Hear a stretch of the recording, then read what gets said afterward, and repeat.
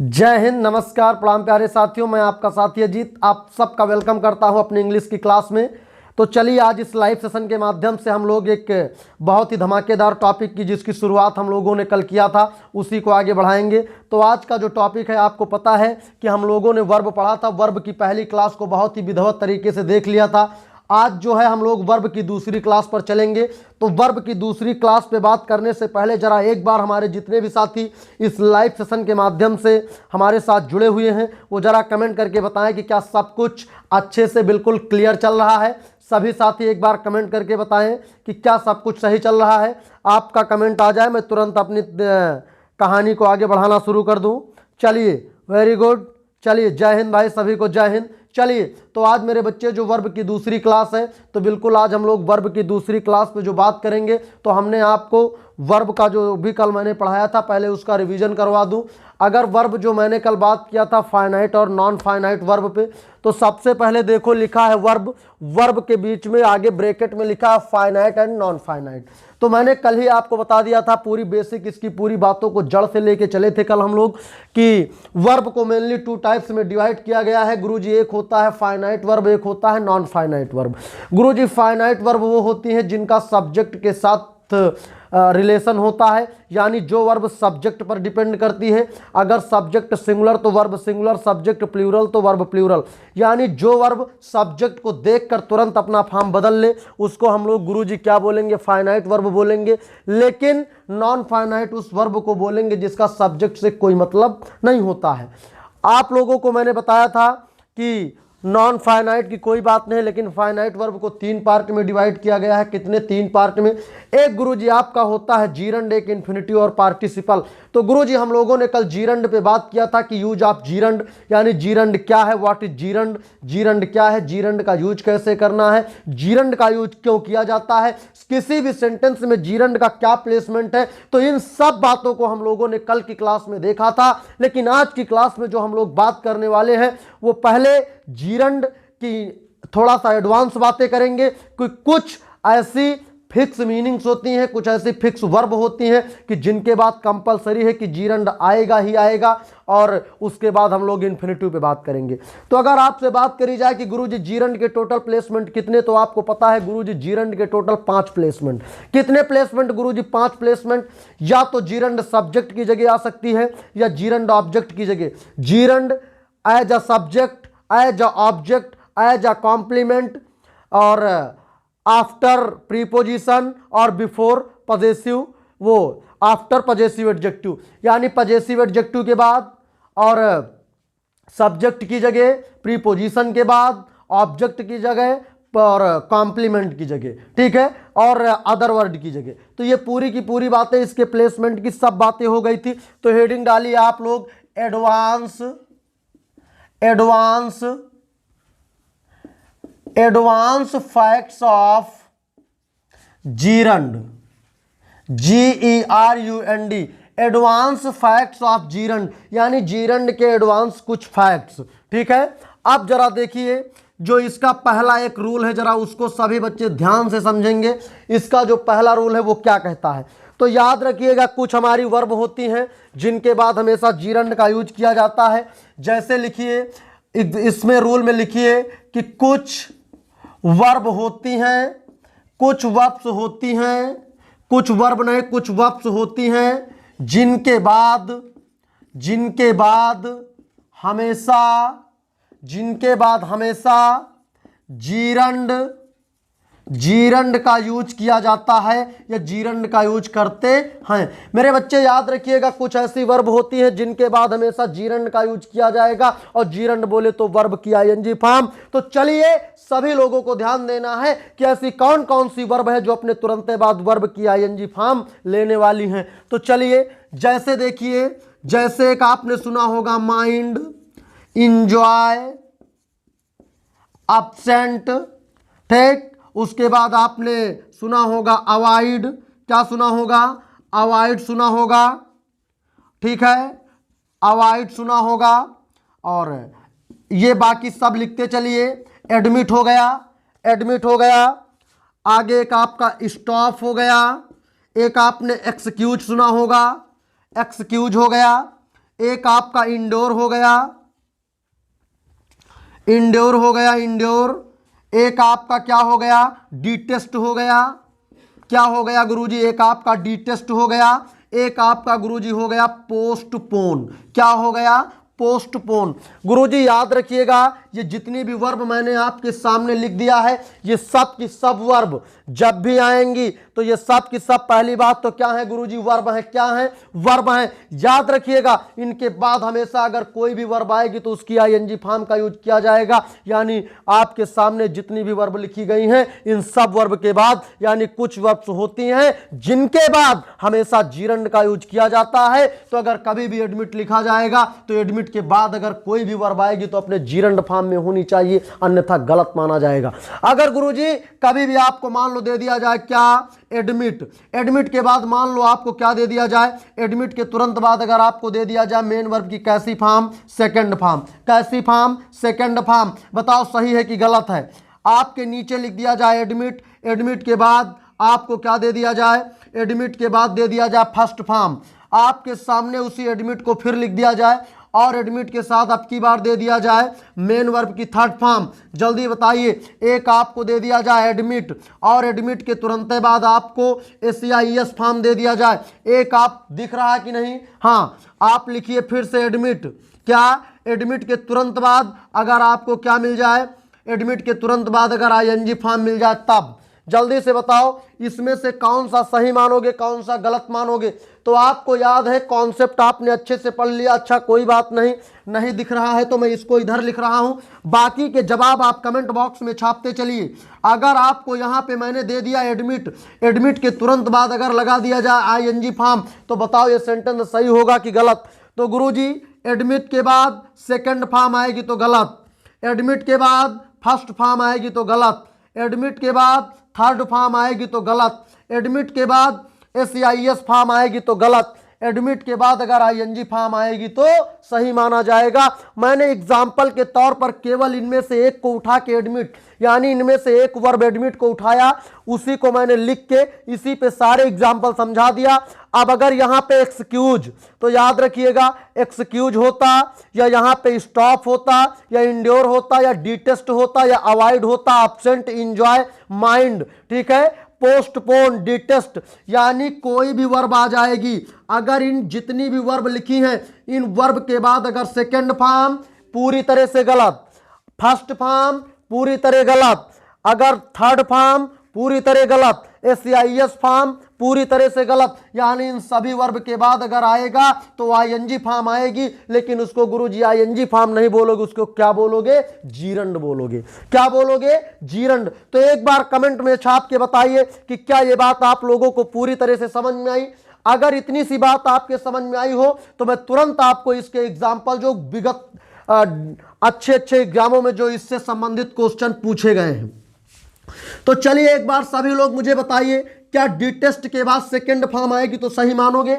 यानी कहने का मतलब जैसे आपके सामने दे दिया जाए डी टेस्ट, क्या दे दिया जाए, डी टेस्ट, और डी टेस्ट के बाद आपको क्या दे दिया जाए, डी टेस्ट के बाद गो दे दिया जाए। बताओ ये सही है कि गलत। और एक आपको दे दिया जाए डी टेस्ट और इसके बाद लिख दिया जाए क्या, गोन, ये बताओ सही कि गलत। एक आपको गुरुजी दे दिया जाए डी टेस्ट और डी टेस्ट के तुरंत बाद दे दिया जाए वेंट, बताओ ये सही कि गलत।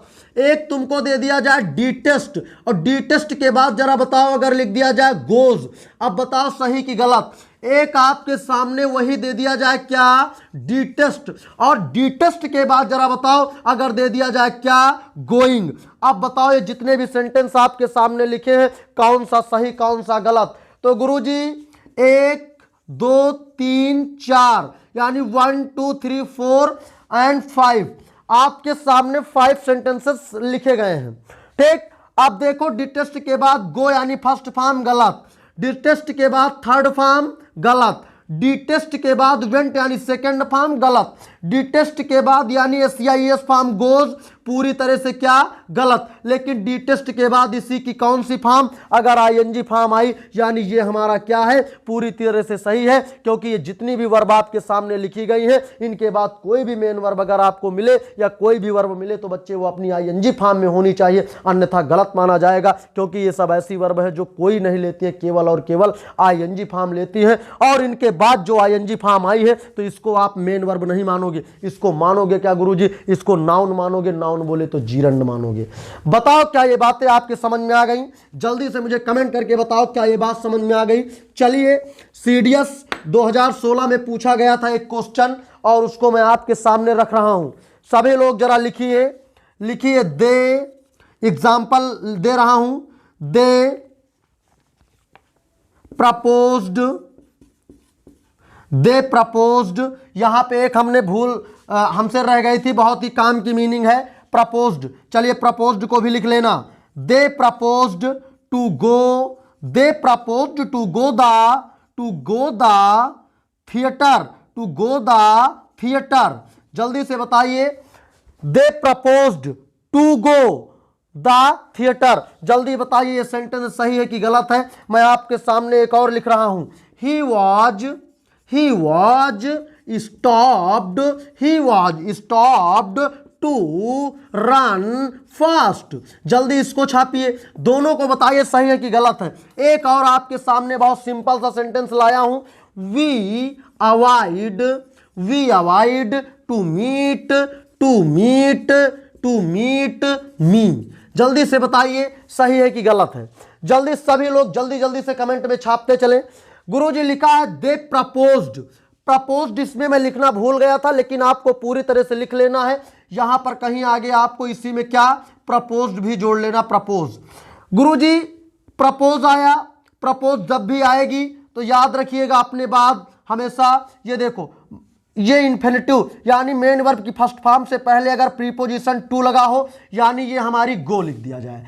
ऐसे लिख दिया जाए क्या, इधर देखो यहां पे समझो, अगर ऐसे लिख दिया जाए गो तो गुरुजी इसको मानोगे मेन वर्ब की फर्स्ट फॉर्म, लेकिन अगर इसी गो से पहले लिख दिया जाए इसी गो को टू गो तो इसी को गुरुजी क्या मानोगे, इन्फिनिटिव। क्या मानोगे, इन्फिनिटिव। तो कहने का मतलब अगर गो आएगा तो मेन वर्ब की फर्स्ट फॉर्म मानोगे, लेकिन इसके पहले टू लग जाएगा तो इन्फिनिटिव, और इन्फिनिटिव बोले तो नाउन। लेकिन गुरुजी प्रपोज्ड के बाद कभी भी इन्फिनिटिव का यूज नहीं किया जाएगा, यानी टू प्लस गो नहीं, इसकी जगह पे जीरंड बोले तो क्या किया जाएगा, गो का गोइंग कर दो, सही हो जाएगा। लिखा ही वाज स्टॉप्ड, लिखा है to run. Guruji run main verb की फर्स्ट फॉर्म है, मेन वर्ब की फर्स्ट फॉर्म से पहले अगर प्रीपोजिशन टू लग जाएगा तो वो इन्फिनिटिव का काम करेगा, और गुरुजी स्टॉप के बाद कभी भी इन्फिनिटिव नहीं यूज किसका किया जाएगा, जीरंड का। तो बताओ इसका क्या हो जाएगा, इसका क्या हो जाएगा, रनिंग हो जाएगा। क्या हो जाएगा, रनिंग हो जाएगा।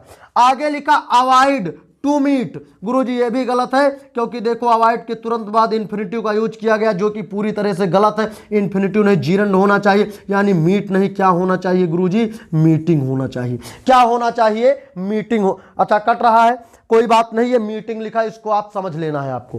क्या यानी जहां पे मीट लिखा ये गलत था, ये भी गलत था, ये भी गलत, ये सब के सब गलत थे। टू गो की जगह गोइंग किया सही, टू रन की जगह रनिंग किया सही, और टू मीट की जगह क्या कर दिया जाएगा गुरुजी, अगर मीटिंग कर दिया जाएगा तो सही हो जाएगा। जल्दी से मुझे कमेंट करके बताइए कि क्या ये वाला रूल आपके पूरी तरह से यहां तक गया कि नहीं गया। जल्दी से मुझे जितने भी शेयर इस लाइव सेशन के साथ जुड़े हैं उन सब से मुझे जवाब चाहिए कि क्या ये बात आपके पूरी तरह से दिमाग में गई कि नहीं गई।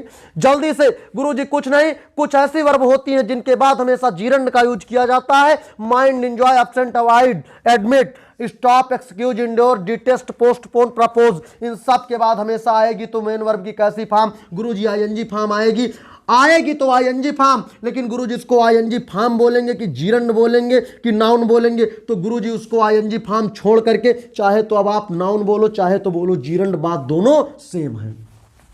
चलिए आगे चलिए, क्या यहां तक की बातें आपके समझ में आ गई, कोई दिक्कत आपको? चलिए जल्दी से मुझे कमेंट करके बताइए। अगर कोई दिक्कत नहीं तो एक सेंटेंस में लिख रहा हूं, इसको जल्दी से बता के दिखाइए। यही रूल है, आपकी मैंने वर्ब हटा दिया, दिखाना है। सी डज नॉट, तुरंत पढ़ो, तुरंत प्रैक्टिस करो। She does not mind to live here. जल्दी बताओ ये सेंटेंस सही है कि गलत। दिस सेंटेंस इज राइट और रॉन्ग। जल्दी से मुझे जवाब दो कि दिस सेंटेंस इज राइट और रॉन्ग, ये सेंटेंस सही या गलत लिखा है। तो बिल्कुल गुरुजी गलत लिखा है। गलत क्या लिखा है? क्योंकि गुरुजी माइंड आ गया और माइंड के बाद क्या लगाया जाएगा? माइंड के बाद गुरुजी इन्फिनिटिव नहीं यूज किसका किया जाएगा? माइंड के बाद गुरुजी जीरंड का यूज किया जाएगा, यानी टू लिव की जगह क्या कर दिया जाए? लिविंग कर दिया जाए। मामला पूरी तरह से सही हो जाएगा। चलिए, क्या यहां तक की बातें हमें उम्मीद है कि अब आपको पूरी तरह से समझ में आ गई होंगी। और चलिए अब मैं बात करता हूं अगले रूल पे। अगले रूल की मैं तरफ चल रहा हूं और सभी लोगों को बिल्कुल ईमानदारी के साथ एक एक बातों को समझते चलना है। चलिए आइए मेरे साथ, इधर देखिए दूसरा रूल देखिए जीरंड का। बिल्कुल मेरे बच्चे आज जीरंड की एडवांस बातें चल रही हैं और आज की क्लास में जीरंड को इस तरह से खत्म करेंगे कि जीरंड से आने वाला क्वेश्चन आपसे कभी छूटेगा नहीं। चलिए लिखिए, एक आपका होता है गुरुजी नो यूज, एक आपने सुना होगा एनी यूज, एक आपने सुना होगा गुरुजी सम यूज, बहुत गिने चुने वर्ड हैं। एक आपने सुना होगा गुरुजी any good, any good, any good. एक आपने सुना होगा गुरुजी वर्थ, एक आपने सुना होगा नो गुड, नो गुड। ठीक है, इन सब के बाद गुरुजी हमेशा जो यूज किया जाता है तो जीरंड, GERUND, हमेशा यूज किसका किया जाता है? जीरंड का यूज किया जाता है। यानी इनको अपने दिमाग में पूरी तरह से भर लो। No use, any use, some use, any good, worth, no good के बाद हमेशा यूज किसका किया जाएगा? तो हमेशा जीरंड बोले तो वर्ब की कौन सी फॉर्म? हमेशा ING फॉर्म का यूज किया जाएगा। वहां पे इससे पहले हम लोगों ने मीनिंग पे बात किया था कि कौन कौन सी ऐसी मीनिंग बोले तो वर्ब कि कौन कौन सी ऐसी वर्ब हैं जिनके बाद जीरंड आएगा। यहां पे हम लोग ये एक भी वर्ब नहीं है इनमें से कोई प्रोनाउन है तो कोई एडजेक्टिव है, इनके बाद भी अगर कोई आएगा तो जीरंड आएगा। 1 2 3 4 5 6, यानी no use, any use, some use, any good, worth, no good. इन सब के बाद गुरुजी अगर कोई भी मेन वर्ब आएगी तो अपने कौन से फॉर्म में होगी? तो गुरुजी वो मान लिया कि ING फॉर्म में होगी। एग्जाम्पल लिखिए, जल्दी से सभी लोग छाप दीजिए। एग्जाम्पल लिखा, it is no use, it is no use cry, it is no use cry over, cry over split milk, split milk, split milk. जल्दी से बताइए, इसको देखना है गलत है कि सही है। दिस सेंटेंस इज राइट और रॉन्ग। जल्दी से मुझे जवाब दो।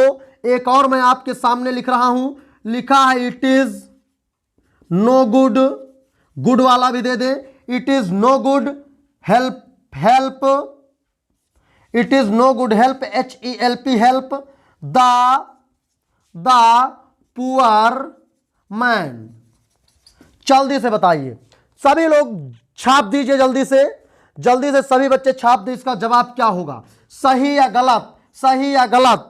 पहला बिल्कुल गुरुजी गलत, दूसरा बिल्कुल गुरुजी गलत। क्यों गलत? गुरुजी आपको मिल गया क्या? No good. और नो गुड के बाद अगर कोई भी मेन वर्ब आएगी तो अपने कौन से फॉर्म में गुरुजी? फर्स्ट फॉर्म में नहीं, कौन फॉर्म में होगी? ING फॉर्म में होगी। तो हेल्प नहीं, क्या करो इसको? हेल्पिंग। क्या करो गुरुजी? हेल्पिंग करो। आगे लिखा इट इज नो यूज, गुरुजी कुछ नहीं, नो यूज मिल गया। नो यूज के बाद गुरुजी क्राई का मतलब चिल्लाना, एक हमारी वर्ब होती है। गुरुजी क्राई नहीं, क्या होना चाहिए? क्या होना चाहिए? तो गुरुजी क्राइंग होना चाहिए। उम्मीद है कि ये रूल भी आपके यहां तक पूरी तरह से गया होगा। और क्या इसमें आपको समझ में आया? तो गुरुजी आपको इसमें यह समझ में आया होगा कि no use, any use, some use, any good, worth और नो गुड के तुरंत बाद अगर कोई भी मेन वर्ब आएगी तो अपने ING फॉर्म में तो सही है, अन्यथा गुरुजी पूरी तरह से गलत माना जाएगा। जल्दी से बताइए, क्या यहां तक में कोई दिक्कत है? सभी से एक एक कमेंट करके बताएं अगर कोई दिक्कत है, क्योंकि जो चैप्टर आपको बहुत कठिन लगेगा मैं उसको आपके सामने इतनी आसान सी भाषा में रख दूंगा कि आप उसको तो जीवन भर नहीं भूल पाओगे। तो बिल्कुल एक सिंपल सी बात है। अब जरा मुझे बताओ, जैसे आपके सामने लिख दिया जाए वर्थ, नीचे लिख दिया जाए बगल में राइट, बताओ इतना सही है कि गलत है? जल्दी बताओ ये सही है कि गलत है, इसको कमेंट बॉक्स में छापो। दूसरा मैं आपके सामने लिख रहा हूं, मैंने लिख दिया आपके सामने नो यूज, नो यूज, आगे लिख दिया रीड, नो यूज रीड। एक मैंने आपके सामने लिख दिया any good, any good, any good teach, any good teach. जल्दी छाप दो सही है कि गलत है। बिल्कुल गुरुजी, ये भी गलत, ये भी गलत, ये भी गुरुजी, तीन के तीनों गलत। गलत क्यों? क्योंकि गुरुजी वर्थ आया, इसके बाद कभी भी फर्स्ट फॉर्म नहीं आईएनजी फॉर्म, यानी राइट को काहे में बदल दो, राइट को गुरुजी बदल दिया जाए राइटिंग में। नो यूज, रीड नहीं गुरुजी, गलत है, रीड नहीं गुरुजी, नो यूज के बाद हमेशा आईएनजी फॉर्म आएगी, तो क्या कर दिया जाए, reading. Any good, any good के बाद गुरुजी टीच नहीं, टीच को काट के क्या कर दिया जाए, तो गुरुजी टीचिंग कर दिया जाए। क्यों कर दिया जाए? क्योंकि गुरुजी no use, any use, some use, any good और वर्थ, नो गुड, इन सब के तुरंत बाद अगर कोई भी मेन वर्ब आएगी तो अपनी आईएनजी फॉर्म में आएगी, तब तो सही, अन्यथा क्या माना जाएगा, गलत माना जाएगा। और ये सब देखो, इनके बाद आईएनजी, इनके बाद आईएनजी फॉर्म आनी चाहिए, और सब में देखो गुरुजी फर्स्ट फॉर्म आई है, इसलिए ये सब के सब गलत है। इनको सही करने के लिए हमने सबको आईएनजी बना दिया। जल्दी से बताइए। बिल्कुल एक एक बात जब तक आपके समझ में नहीं आएगी तब तक बिल्कुल चुप मारने का नाम तो लिया ही नहीं जाएगा। जब तक आप चिल्ला के नहीं कहोगे कि यस, आप कोई डाउट नहीं, क्योंकि आप जो क्लास चलेंगे उन क्लासों में आपके यहां से एक एक डाउट को बाहर खींचा जाएगा। अगर कोई डाउट यहां है उसको तुरंत खींच के बाहर करो। एक एक बात अब आपको समझनी है, क्योंकि बहुत हो गया है, अब आपके पास समय बहुत कम है। चलिए बताइए, क्या यहां तक में आपको कोई दिक्कत है? अगला रूल, चलिए इसके रूल नंबर 3 पे चलिए। सभी लोग लिखते चलो, कहां में कौन सी वर्ब, कौन सा वर्ड के बाद जीरंड आएगी, लिखते चलो, क्योंकि अभी इसी तरह की बातें इन्फिनिटिव में आएंगे।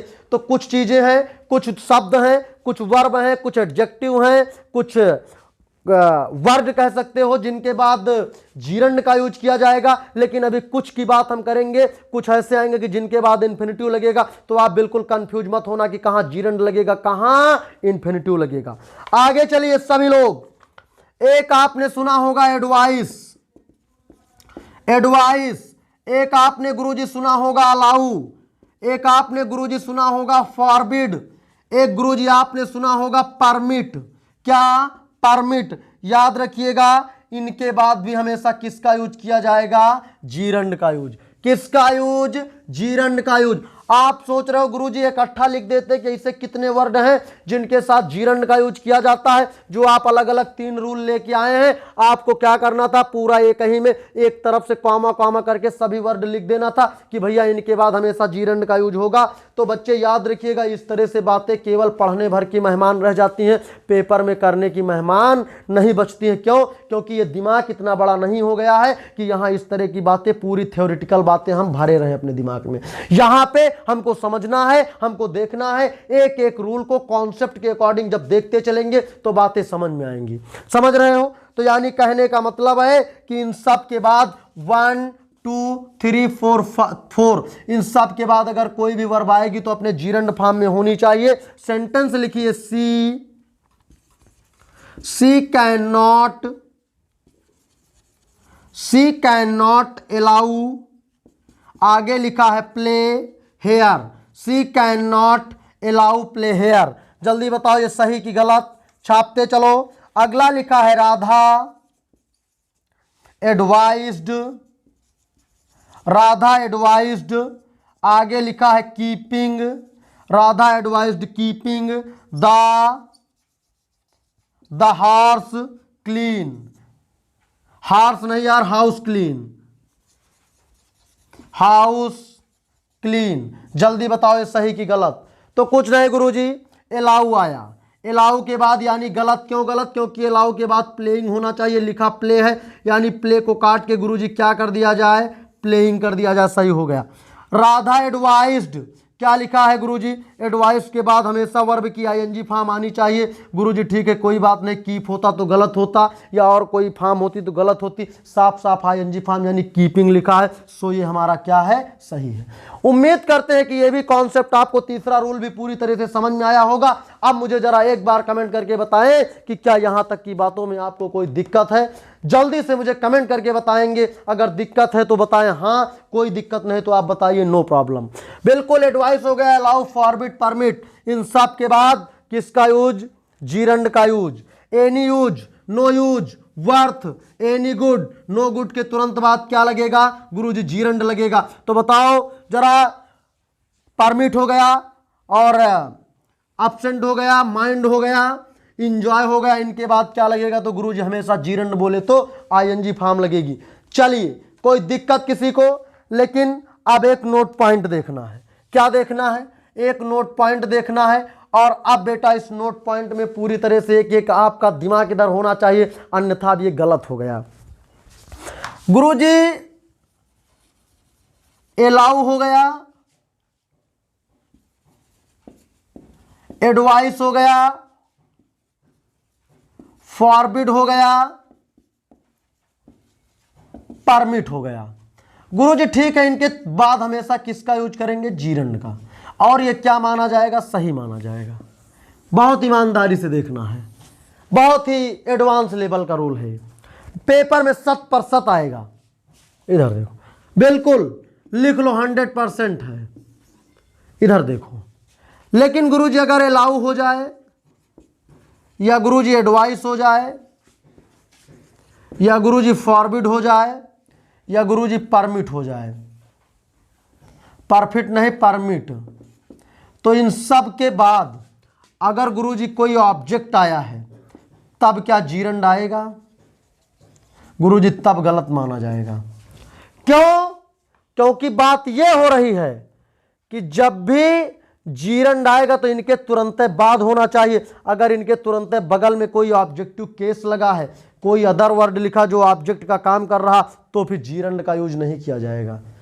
क्या? जीरंड का यूज नहीं किया जाएगा। तब किसका यूज किया जाएगा? लिखो जरा। जैसे लिखो Shiva allowed, Shiva allowed him, him. आगे लिखो गोइंग, गोइंग द जू।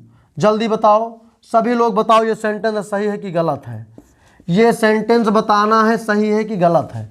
ये स्ट्रक्चर तो आपका क्या है? ये स्ट्रक्चर सही है कि गलत है? गलत है। क्या है? गलत है।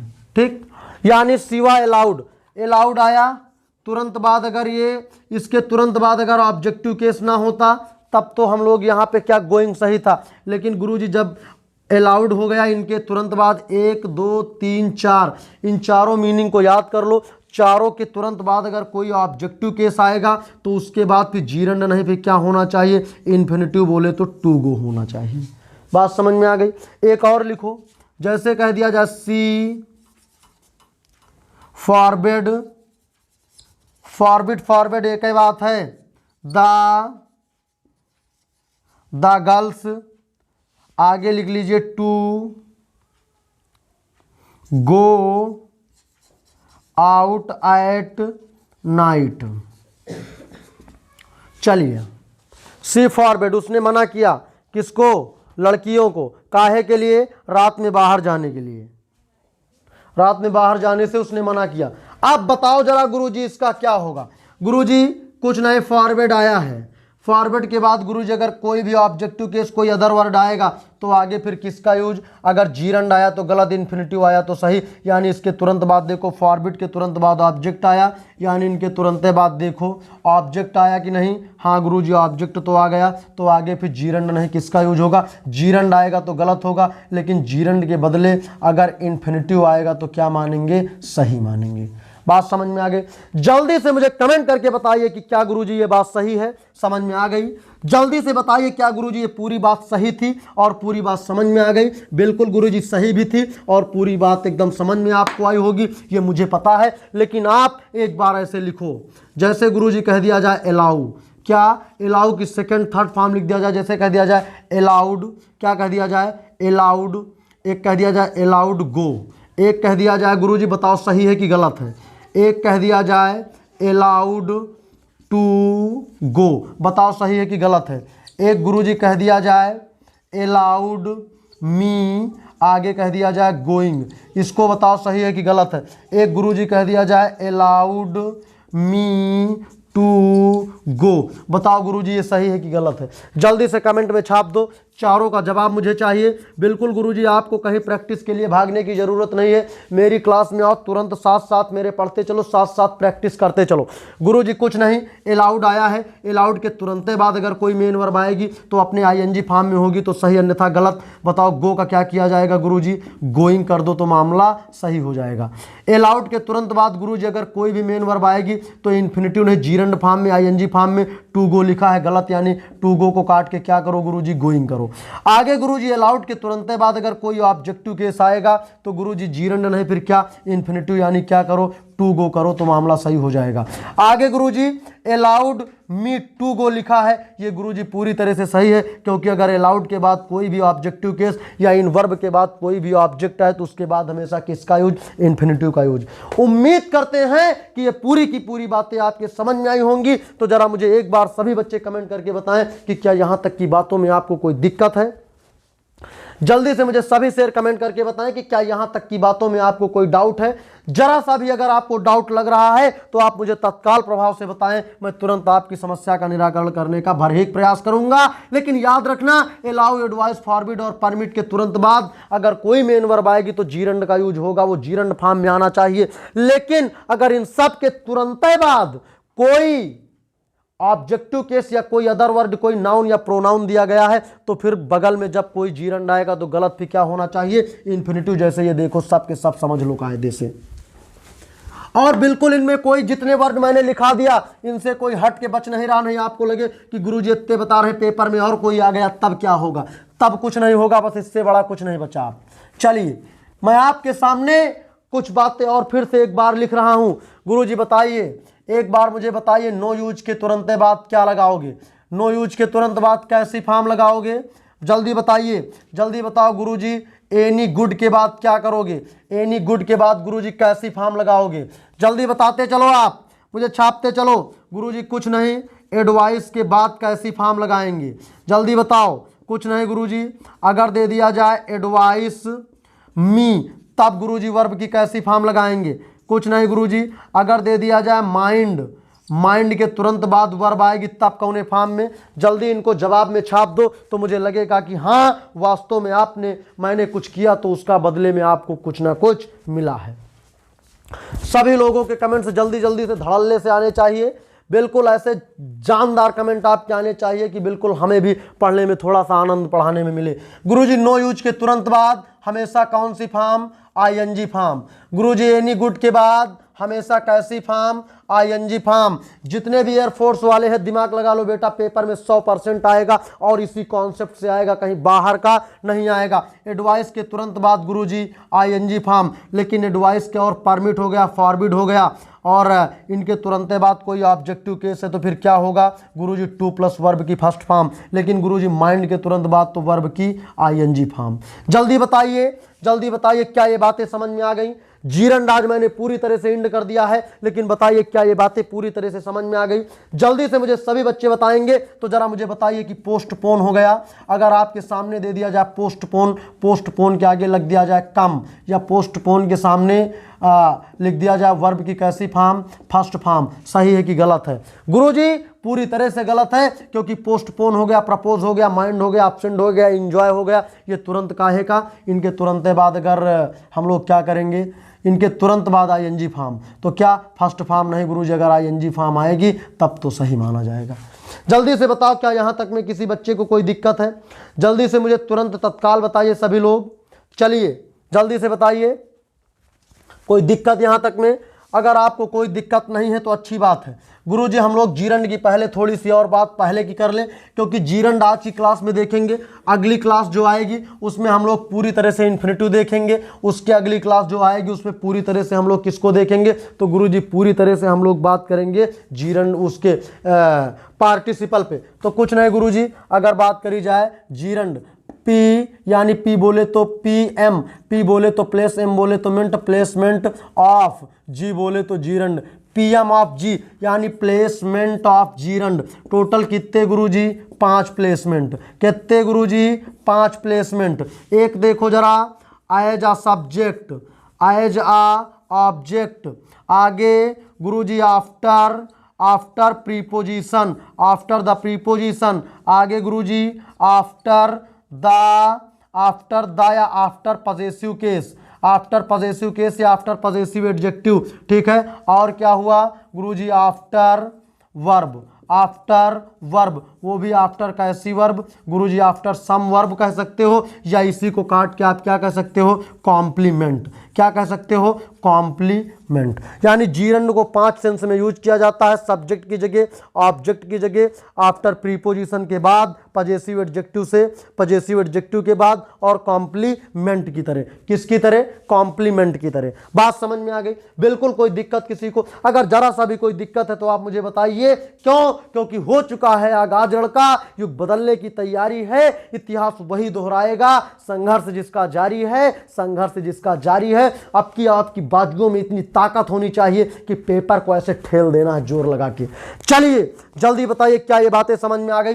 अच्छा गुरुजी, कल की बात यह है कि अगर कोई भी सब्जेक्ट का काम मेन वर्ब की आईएनजी फॉर्म करेगी तो गुरुजी इसके साथ हेल्पिंग वर्ब सिंगुलर की प्लूरल, तो याद रखिएगा गुरुजी हमेशा कैसी, सिंगुलर, कैसी, सिंगुलर। तो बताइए अगर गुरुजी मान लो कह दिया जाए गोइंग आर, सही की गलत, गलत गुरुजी क्या होना चाहिए, गोइंग इज। अच्छा गुरुजी मान लो लिख दिया जाए कमिंग, और कमिंग के तुरंत बाद गुरुजी लिख दिया जाए वर, सही की गलत, अरे गुरुजी गलत है, क्या गलत है, क्योंकि गुरुजी याद रखिएगा कमिंग के तुरंत बाद क्या होगा, वर नहीं, क्या होगा, वाज होगा, क्या होगा, वाज होगा।